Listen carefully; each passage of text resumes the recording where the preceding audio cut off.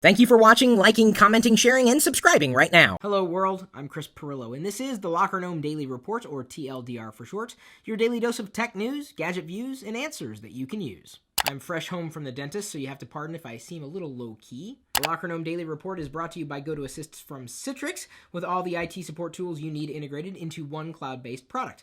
Easily log incidents and resolutions with Service Desk. Quickly troubleshoot problems with GoToAssist's remote support, and set proactive alerts through GoToAssist monitoring, so you're first to know about any issues. For a free 30-day trial, visit GoToAssist.com, click the Try It Free button, and use the promo code Pirillo. See this box for the HTC One X Plus, the only white one available in the US? Well, the device is no longer in the box. I unboxed this live on YouTube a few minutes before recording this video. Did you guys watch it? Did you guys like it? Haha, I had you fooled. This is the phone I just unboxed. This is a phone I unboxed a while ago. They do kind of look the same. They don't feel the same, but they're kind of same-ish. Were you paying attention to detail? Good for you. Now that LockerGnome.com is largely driven on the questions that you ask us, here's one that came in today from Michael. Why is 1366 by 768 one of the most popular resolutions for laptops? Well, it's a little over 720p. HD content should be able to play on it just fine, and considering how much additional elements you might have on, say, the average desktop operating system screen, going a little over 720p can't be a bad thing. I'm just happy that we're beyond the 1024 by 768 resolution that so many of them had been sporting for a while. Usually just boils down to what the manufacturer thinks they can get away with, and more is usually better. Not always. A 16 by 9 or 16 by 10 aspect ratio certainly beats 4 by 3. Sometimes. Gary has no sound coming from his PC HDMI to the TV. What's wrong? Well, it could be the fact that you just need to toggle the audio settings on your Windows PC. If the volume is set to low or mute, you just need to crank it up. Because remember, the digital audio out may not be the audio out coming from your speakers on the PC itself. But don't feel bad. For years, these various volume controls have been confusing many a user. I'm not inclined to believe that the HDMI cable's a bad one. Randy asks, is it worth upgrading my iPhone 3GS to an iPhone 5? Well, you want to go from an iPhone to an iPhone, so you shouldn't see too many hurdles in that particular upgrade. If you were to ask me if it's worth the upgrade, my answer would be, yeah. Faster, better screen, and, well, it's an iPhone 5. The 3GS is just fine.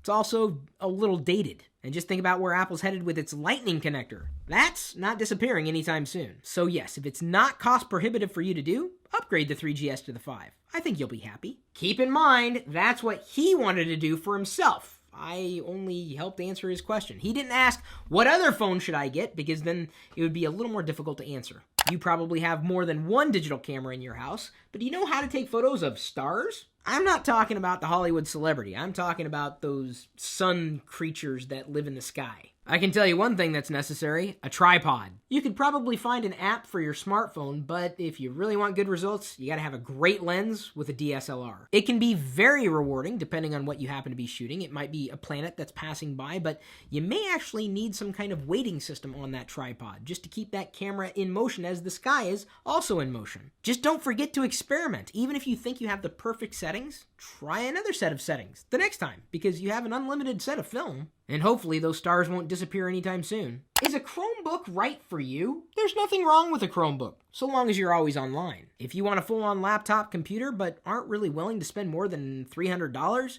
a Chromebook may not be bad. Mind you, Chromebooks aren't perfect. They're not awesome gaming machines unless you play casual games, in which case they're just fine. They're really built for people who are casual users. While you can operate a Chromebook in offline mode, they're really designed if you're always online. And if 99% of what you do on the computer is in the web browser anyway, Chrome OS will make you happy. Intel has said that they're ramping down motherboard production. Not to frighten any of you who thought the desktop was going to live forever, but these computers are far more popular than those computers. I'm sure the desktop computer is going to be around for the foreseeable future. It's just that Intel doesn't see there being a lot of money made.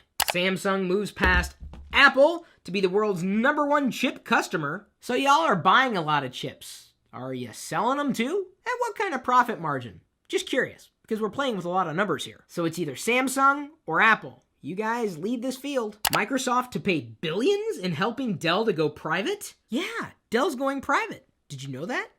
Well, let me ask you this. When was the last time you bought a Dell PC? Dell has a super strong brand, and if they go private and drive into enterprise with software and services, oh, couldn't be a bad thing. Well, here's a bit of news that might freak you out. DNA is perfect for digital storage. You could essentially use yourself as your own mobile solid-state drive. Wow, we're one step closer to the singularity. I'm looking at my iPad here, and you're looking at my iPad screen thanks to a piece of software that allows me to AirPlay mirror anything on my iOS device to a Mac or PC. Go.tagjag.com/airserver. The link is in this video's description. See, I'm on my iPad, and you can see it on the big screen behind me. I could browse the web, do anything I want. Look, I can even zoom in. It's full-on AirPlay mirroring from any iOS device to a Mac or PC. And you can try it for yourself right now. Go.tagjag.com/airserver. It works. Our question of the day is brought to you by GoDaddy.com. If you want to save money on your next GoDaddy purchase, email me first, chris@Pirillo.com, and I'll send you my latest list of coupons. This question was asked by Hyder Potter on LockerGnome.net. Can you recommend a good free FTP program? It's kind of difficult to make an exact recommendation for you, considering you didn't tell us which OS you used. FileZilla is a great cross-platform client for FTP transfers.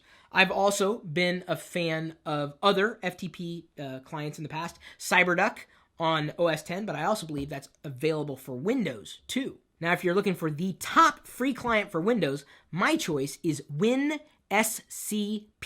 It's elegant and it's fast. That's the problem with FileZilla. I mean, yes, it's free, but it's fugly too. No matter how you choose to transfer files, we certainly appreciate you transferring your attention to us every day. Thank you for the likes, the shares, the engagement, the comments, all the things that you do for us, because we could only do this for you if you were paying attention and enjoying what you guys are experiencing. So thanks again. We'll see you later.